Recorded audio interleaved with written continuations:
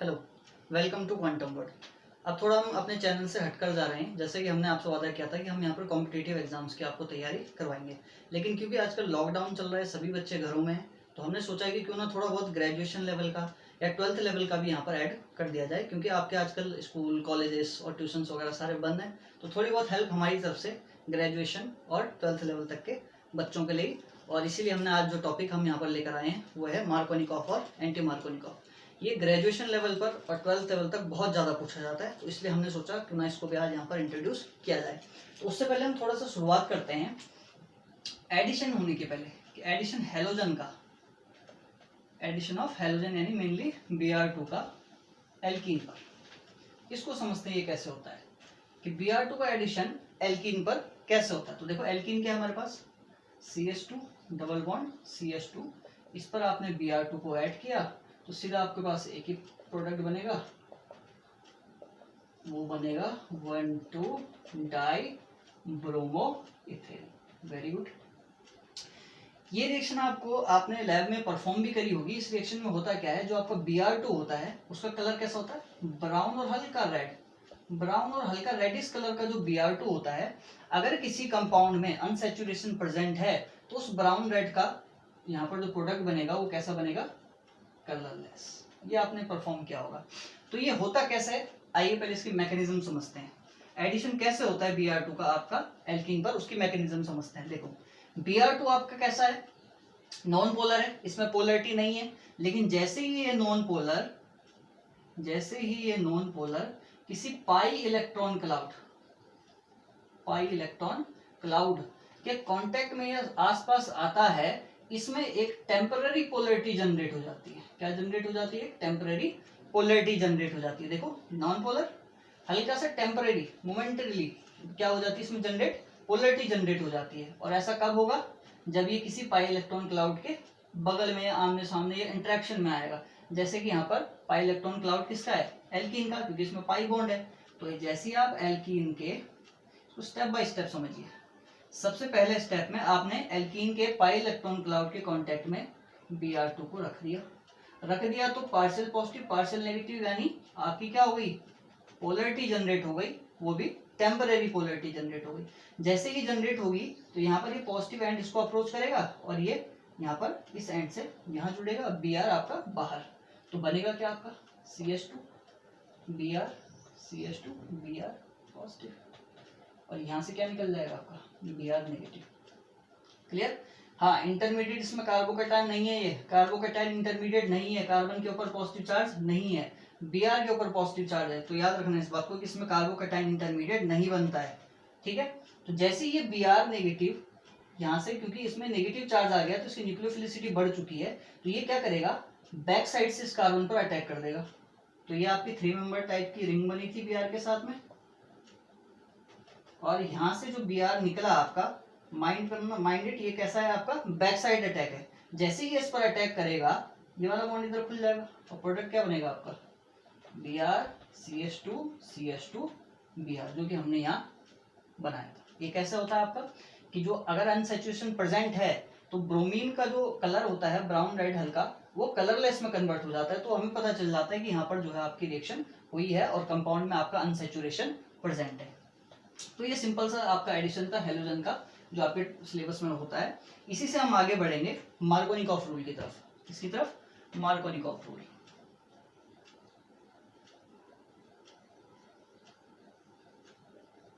Markovnikov rule पहले समझते हैं किस चीज के लिए है। तो देखो मार्कोनिकॉफ रूल जो है वो सिमेट्रिकल एल्कीन के लिए बिल्कुल भी नहीं है। यानी कि अगर आपके पास क्या आता है, सिमेट्रिकल एल्कीन आती है, ये एल्कीन कैसी है, सिमेट्रिकल, क्योंकि इसके दोनों तरफ चीजें सेम है। इस पर कोई अनसिमेट्रिकल रिएजेंट आता है तो इस पर कोई फर्क नहीं पड़ता है, आप चाहे H इधर जोड़ दो या X इधर जोड़ दो, कोई फर्क नहीं पड़ने वाला है इसमें। तो इसमें प्रोडक्ट एक ही बनना है आपका, जो एल्किल लाइट बनेगा वो एक ही प्रोडक्ट बनेगा, चाहे आपने इधर जोड़ दिया। लेकिन क्या हो, अगर आपके पास एल्कीन कैसे आ जाए, अनसिमेट्रिकल आ जाए। अनसिमेट्रिकल एल्कीन जैसे ये अनसिमेट्रिकल एल्कीन है, इधर CH2 इधर CH3 हो गया, अनसिमेट्रिकल एल्कीन है।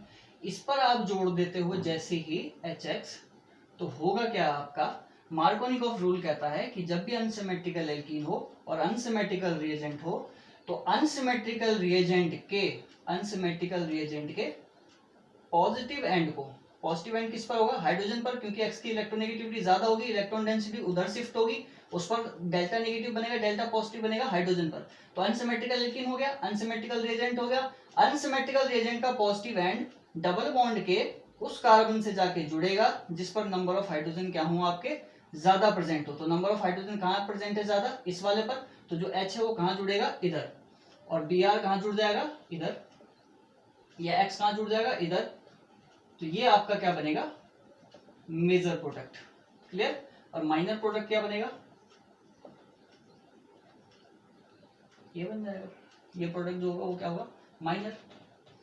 ये कौन सा रूल कहता है आपका, मार्कोनिकॉफ रूल। लेकिन जो सवाल है यहाँ पर वो ये है कि ऐसे ही क्यों जोड़ें, ऐसा ही क्यों जोड़ दिया आपने, क्यों ना उल्टा जोड़ा जाए। तो ये जो सारे क्वेश्चन है इसकी मैकेनिज्म से सॉल्व होते हैं, तो इसकी मैकेनिज्म आपको आनी चाहिए। पहली बात, इसकी जो मैकेनिज्म होती है वो कैसी मैकेनिज्म होती है, आयनिक मैकेनिज्म के थ्रू ये जाता है। किसके थ्रू जाता है, आयनिक मैकेनिज्म या आयनिक एडिशन के थ्रू ये जाता है। आयनिक एडिशन के थ्रू ये जब जाता है तो कैसे रिएक्शन होती है, हम क्या करेंगे इसमें दोनों प्रोडक्ट बना के देखते हैं मैकेनिज्म के थ्रू, एक जो मार्कोनिकॉफ के अकॉर्डिंग और एक जो हमारे अकॉर्डिंग है, ठीक है, या हम सोचते हैं कि ऐसा क्यों नहीं हुआ। तो ये हमारे पास अनसिमेट्रिकल एल्कीन, क्लियर, और ये हमारे पास अनसिमेट्रिकल रिएजेंट। दो प्रोडक्ट बना लेते हैं, मार्कोनिकॉफ के अकॉर्डिंग भी बना लेते हैं और हमारे अकॉर्डिंग भी। मार्कोनिकॉफ के अकॉर्डिंग क्या था कि अनसिमेट्रिकल एल्कीन पर अनसिमेट्रिकल रिएजेंट का पॉजिटिव एंड वहां जोड़ो जहां पर आपके नंबर ऑफ हाइड्रोजन ज्यादा हो, तो यहाँ जोड़ देते हैं। तो जैसे आप जोड़ोगे तो 2 हाइड्रोजन थे और हाइड्रोजन वहीं जोड़ना है जहां नंबर ऑफ हाइड्रोजन ज्यादा है, तो आप कितने हाइड्रोजन हो जाएंगे 3, और यहाँ पर क्या हो जाएगा पॉजिटिव चार्ज जनरेट हो जाएगा। जैसे एल्कीन का डबल बॉन्ड टूटेगा तो कार्बन के 3 ही बॉन्ड रह जाएंगे और यहाँ पर कैसा चार्ज जनरेट हो जाएगा आपका पॉजिटिव चार्ज, ठीक है। और अगर हम सोचे कि नहीं उल्टा जोड़ देते हैं तो उल्टा भी जोड़ दो, तो यहाँ पर क्या होगा आपका, ये होगा आपका CH, ठीक, हमने CH2 यानी हमने उल्टा जोड़ दिया, ये हाइड्रोजन इधर जोड़ दिया, जबकि जोड़ना था मार्कोनिकॉफ के अकॉर्डिंग इधर, लेकिन हमने इधर जोड़ दिया। इधर क्या बचा आपके पास CH2 पॉजिटिव। ये हमारे अकॉर्डिंग या हम सोचते हैं ऐसा, या हम सोच रहे थे कि ऐसा भी कर सकते हैं, और ये मार्कोनिकॉफ के अकॉर्डिंग। तो दोनों में से बताओ किसके अकॉर्डिंग सही प्रोडक्ट बन रहा है। तो अगर आप ध्यान से देखो तो इंटरमीडिएट जो यहाँ पर बन रहा है वो कौन सा बन रहा है, कार्बोकैटायन, और वो भी कौन सा कार्बोकैटायन है, सेकेंडरी कार्बोकैटायन। और ये जो कार्बोकैटायन बन रहा है आपका ये कैसा बन रहा है, प्राइमरी कार्बोकैटायन। और कार्बोकैटायन की स्टेबिलिटी का ऑर्डर क्या होता है, टर्सरी कार्बोकैटायन की स्टेबिलिटी सबसे ज्यादा, फिर सेकेंडरी कार्बोकैटायन की, और फिर प्राइमरी कार्बोकैटायन की स्टेबिलिटी ज्यादा। तो सेकेंडरी कार्बोकैटायन और प्राइमरी कार्बोकैटायन में ज्यादा स्टेबल कौन सा होगा, सेकेंडरी कार्बोकैटायन। ऐसा क्यों होता है इसे भी आप समझ सकते हो। देखो कार्बोकैटायन का मतलब कार्बन के 3 बॉन्ड बने हुए, पॉजिटिव चार्ज है कार्बोकैटायन, ठीक। अब 3 बॉन्ड बने तो ऑक्टेट कंप्लीट नहीं है, ये इलेक्ट्रॉन डेफिशिएंट स्पीसीज है। यहाँ भी सेम कंडीशन है, 3 बॉन्ड बने हुए, इलेक्ट्रॉन डेफिशिएंट स्पीसीज है। तो कोई भी इलेक्ट्रॉन डेफिशिएंट स्पीसीज क्या चाहती है, इलेक्ट्रॉन, और इलेक्ट्रॉन कौन देगा, ये यहाँ से इलेक्ट्रॉन देंगे, क्योंकि मिथाइल क्या लगाता है आपका प्लस आई शो करता है। तो ये इलेक्ट्रॉन डेंसिटी दोनों तरफ से दे रहे हैं इसमें, तो इसको तो अच्छा लगेगा कि दोनों तरफ से इलेक्ट्रॉन डेंसिटी आ रही है, मेरे को तो इलेक्ट्रॉन ही चाहिए थे। और यहाँ अगर आप देखो ढंग से इसे, तो इलेक्ट्रॉन डेंसिटी केवल एक ही तरफ से बढ़ी आएगी, हाइड्रोजन कहाँ इतना इलेक्ट्रॉन रिलीजिंग ग्रुप होता है। तो क्योंकि यहाँ पर ज्यादा स्टेबल बन रहा है सेकेंडरी कार्बोकैटायन, तो इसका मतलब जो मार्कोनिकॉफ का एडिशन है वो सही है। और फिर लास्ट में आपका यहाँ पर क्या जुड़ जाएगा, Br या कोई भी X जो आपने लिया वो यहाँ पर जुड़ जाएगा, और इधर CH3, और ये आपका मेजर प्रोडक्ट होगा जो हमने बनाया था। तो ये पूरा जो मैकेनिज्म होती है आपकी सारी होती है मार्कोनिकॉफ रूल या मार्कोनिकॉफ का एडिशन। अब समझते हैं एंटी मार्कोनिकॉफ रूल। तो देखो ये आपका मार्कोनिकॉफ रूल था, ठीक है। अब यही रिएक्शन, सेम रिएक्शन को हम कर रहे हैं, सेम रिएक्शन को हम कर रहे हैं किसकी प्रेजेंस में, यही हमने HX यानी HBr लिया है, यही HX यानी हमने HBr लिया है, सेम रिएक्शन कर रहे हैं हम, ठीक है। लेकिन इस बार हमने पेरोक्साइड की प्रेजेंस में ये कर दिया, किसकी प्रेजेंस में कर दिया, पेरोक्साइड की प्रेजेंस में। तो अगर आप पेरोक्साइड की प्रेजेंस में ये सेम रिएक्शन कराओगे तो देखो ये वाला प्रोडक्ट कैसा था, माइनर। अब ये वाला प्रोडक्ट एंटी मार्कोनिकॉफ में कौन सा रूल चल रहा है, एंटी मार्कोनिकॉफ। यही जो सेम आप मार्कोनिकॉफ में HX जोड़ने पर इसको माइनर बनाते थे, यही अगर पेरोक्साइड की प्रेजेंस में सेम चीज करी जाए तो ये माइनर वाला यहाँ मेजर बन जाएगा, यानी जो प्रोडक्ट यहाँ बनेगा वो क्या बनेगा, CH3 CH2 CH2 Br। ये यहाँ मेजर बन जाएगा जो कि मार्कोनिकॉफ में माइनर था, और जो इसका मेजर था वो यहाँ क्या बन जाएगा, माइनर बन जाएगा। तो सवाल आता है ऐसा क्यों, मार्कोनिकॉफ में तो वो मेजर था, लेकिन जरा सा पेरोक्साइड क्या आ गया, जो उसका माइनर था वो यहाँ मेजर बन गया। तो इसको भी समझते हैं इसकी मैकेनिज्म से, यानी एंटी मार्कोनिकॉफ या खेरेस इफेक्ट की मैकेनिज्म भी समझते हैं। तो देखो, जो मार्कोनिकॉफ की आपकी एडिशन की मैकेनिज्म है वो आपकी किसके थ्रू जाती है, आयनिक एडिशन के थ्रू जाती है। लेकिन जो एंटी मार्कोनिकॉफ की जो आपकी मैकेनिज्म है, तो वो याद रखना, वो फ्री रेडिकल मैकेनिज्म है। कैसी मैकेनिज्म है, free radical, free radical mechanism के थ्रू वो जाता है। तो फ्री रेडिकल मैकेनिज्म है, तो फ्री रेडिकल मैकेनिज्म कैसे जाती है, सबसे पहला स्टेप होता है इसमें चेन इनिशिएशन स्टेप। कौन सा स्टेप होता है सबसे पहला, चेन इनिशिएशन स्टेप। और चेन इनिशिएशन स्टेप में क्या बनते हैं, फ्री रेडिकल, यानी इसमें जनरेशन होता है किसका, फ्री रेडिकल का, फ्री रेडिकल का जनरेशन होता है इसमें। तो देखो, आपने किसकी प्रेजेंस में ये रिएक्शन करवाई है, पेरोक्साइड की। तो चेन इनिशिएशन स्टेप में जो आपका पेरोक्साइड होता है वो होमोलिटिकली क्लीवेज हो जाता है। कैसा क्लीवेज होता है इसका, होमोलिटिकली। होमोलिटिकली क्लीवेज मतलब बराबर क्लीवेज हो जाना, दो इक्वल पार्ट्स में क्लीवेज होना। तो जैसे क्लीवेज हो जाएगा तो ये क्या बनेगा आपका, एल्कोक्सी रेडिकल, एल्कोक्सी रेडिकल का फॉर्मेशन हो जाएगा। और ये जो आपका एल्कोक्सी रेडिकल है, ये जैसे ही HBr के बगल में जाएगा तो ये O क्या ले लेगा, यहाँ से H ले लेगा और एल्कोहल का फॉर्मेशन हो जाएगा। लेकिन साथ ही साथ यहाँ पर Br रेडिकल का जनरेशन हो जाएगा। तो ओवरऑल हमने चेन इनिशिएशन स्टेप में क्या करा, रेडिकल का जनरेशन।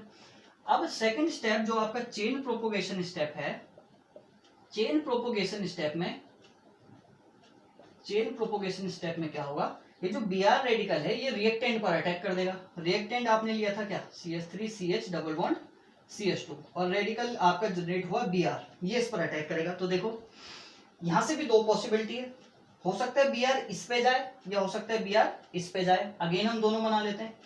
एक बार हम बनाते हैं कि Br आपका इधर जुड़ गया, अगर Br इस पर जुड़ेगा तो यहाँ क्या फॉर्म हो जाएगा, रेडिकल। दूसरी पॉसिबिलिटी हम यहाँ पर ऐसी बना देते हैं कि Br को क्यों ना इधर में जोड़ के इधर जोड़ा जाए, इस वाले कार्बन पर। तो इस वाले पर अगर आप जोड़ते हो तो रेडिकल जो बनेगा वो आपका कहाँ बनेगा, इस वाले पर।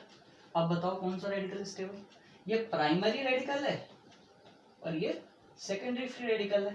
तो स्टेबल ज्यादा कौन सा होगा, सेकेंडरी फ्री रेडिकल स्टेबल होगा। अब सेकेंडरी फ्री रेडिकल स्टेबल होगा तो लास्ट स्टेप में आपका क्या हो जाएगा कि जो आपका ये सेकेंडरी फ्री रेडिकल बना था एंटी मार्कोनिकॉफ का, इसमें जुड़ जाएगा आपका H, और जैसे ही H इसमें जुड़ेगा यहाँ पर फॉर्मेशन हो जाएगा आपका CH3CH2CH2 Br का। और ये जो प्रोडक्ट बना है CH3CH2CH2 Br, ये मार्कोनिकॉफ में क्या था, माइनर, और यहाँ जो ये प्रोडक्ट बना है ये कैसा बना है, मेजर बना है। इसीलिए यहाँ पर जो रिएक्शन है वो रिवर्स हो जाती है। मार्कोनिकॉफ का जो एडिशन है वो अलग और एंटी मार्कोनिकॉफ में उल्टा। क्यों, क्या रीजन है कि मार्कोनिकॉफ की जो आपकी रिएक्शन चलती है वो किसके थ्रू चलती है, आयनिक मैकेनिज्म के थ्रू चलती है, आयनिक एडिशन के थ्रू चलती है। और जो एंटी मार्कोनिकॉफ की रिएक्शन जाती है वो किसके थ्रू जाती है, आपकी फ्री रेडिकल की वजह से। क्लियर। तो मार्कोनिकॉफ का जो डेफिनेशन आप देते हो वो 12th लेवल तक सही है कि अनसिमेट्रिकल, आपने एल्कीन लिया, अनसिमेट्रिकल रिएजेंट का एडिशन किया तो हाइड्रोजन उधर जोड़ दो या पॉजिटिव एंड उधर जोड़ दो जिधर नंबर ऑफ हाइड्रोजन ज्यादा हो। लेकिन अब जो मॉडर्न जो इसकी डेफिनेशन बोली जाती है मार्कोनिकॉफ की, वो क्या बोली जाती है कि अनसिमेट्रिकल एल्कीन हो, अनसिमेट्रिकल रिएजेंट हो, पॉजिटिव एंड को उधर ऐड करो जिधर से कार्बोकैटायन ज्यादा स्टेबल बन रहा हो। तो ज्यादा जो अच्छी या एप्रोप्रिएट डेफिनेशन है वो ये है कि आप उधर से पॉजिटिव एंड को जोड़ो जिधर से कार्बोकैटायन ज्यादा स्टेबल बन रहा हो। 12th लेवल तक हम ये बोलते थे कि उधर जोड़ो जिधर नंबर ऑफ हाइड्रोजन ज्यादा हो, लेकिन ये अच्छी बात नहीं है या ज्यादा एप्रोप्रिएट नहीं है। ज्यादा एप्रोप्रिएट डेफिनेशन क्या है कि आप उधर जोड़ो जिधर कार्बोकैटायन ज्यादा स्टेबल बन रहा हो। तो इसको खेरेस ने दिया था, इसलिए इसको खेरेस इफेक्ट भी बोला जाता है। अब यहाँ पर भी एक और क्वेश्चन जनरेट होता है हमारा कि जो आपकी एंटी मार्कोनिकॉफ है, एंटी मार्कोनिकॉफ जो आप एडिशन कर रहे हो, हम ये बात अच्छे से समझ गए कि ये मार्कोनिकॉफ के जस्ट उल्टा जाएगा। और क्यों जाएगा, क्योंकि फ्री रेडिकल मैकेनिज्म के थ्रू ये जाएगा, ऑब्वियस। लेकिन यहाँ पर एक और सवाल आता है कि एंटी मार्कोनिकॉफ में आप HBr ही क्यों लेते हो, वाई HBr, केवल HBr ही क्यों लेते हो, आप HCl क्यों नहीं लेते या HI क्यों नहीं ले लेते, ऐसा क्यों होता है। तो देखो, HCl हम इसलिए नहीं लेते कि HCl का जो बॉन्ड होता है वो HBr की तुलना में क्या होता है, ज्यादा स्ट्रांग होता है। अगर मैं बॉन्ड एनर्जी की यहाँ पर बात करूं तीनों की, तो अगर आप HCl की बॉन्ड एनर्जी देखोगे तो वो लगभग 460 किलो जूल के करीब होती है, 430 किलो जूल पर 430 किलो जूल पर मोल के करीब HCl की बॉन्ड एनर्जी होती है यहाँ पर। और HBr की बात करो तो 360 किलो जूल पर मोल। क्लियर। तो ये बात अच्छे से पता चल गई कि HCl का बॉन्ड जो होता है वो ज्यादा स्ट्रॉन्ग होता है, और ज्यादा स्ट्रॉन्ग होता है तो जो आपका पेरोक्साइड होता है वो इसको होमोलिटिकली क्लीव नहीं कर पाएगा आसानी से, और क्लीव नहीं कर पाएगा तो इसलिए ये ज्यादा अच्छा नहीं है एडिशन के लिए। HBr अच्छा है क्योंकि HBr की बॉन्ड डिस्टेंस एनर्जी क्या है, कम है, तो ये आसानी से क्लीव हो जाएगा और आसानी से ऐड भी हो जाएगा। तो वाई नॉट HI की तो और कम है 297 किलो जूल पर मोल, इसको क्यों नहीं ऐड कर लेते भाई। यहाँ HCl में क्या प्रॉब्लम है कि बॉन्ड एनर्जी ज्यादा है, आसानी से क्लीव नहीं होगा, लेकिन HI की तो बहुत कम है, इसको यूज कर लो। इसको भी यूज नहीं करते, क्यों? क्योंकि रीजन ही इसका ये है कि इसकी बॉन्ड एनर्जी बहुत कम है, और क्योंकि बॉन्ड एनर्जी बहुत कम है तो ये फटाफट से फॉर्मेशन कर लेता है I2 का, बजाय ऐसे ऐड होने के। तो अगर कोई पूछे HBr ही क्यों, HCl HI क्यों नहीं, तो HCl इसलिए नहीं, बॉन्ड ज्यादा स्ट्रॉन्ग है, और बॉन्ड ज्यादा स्ट्रॉन्ग है तो क्लीव करना मुश्किल। तो HI क्यों नहीं, HI तो बहुत वीक बॉन्ड है, लेकिन HI इसलिए नहीं कि बहुत वीक है तो वो तुरंत से क्या बना देता है, I2 का फॉर्मेशन कर देता है। आई होप आपको समझ में आया होगा। Thanks for watching.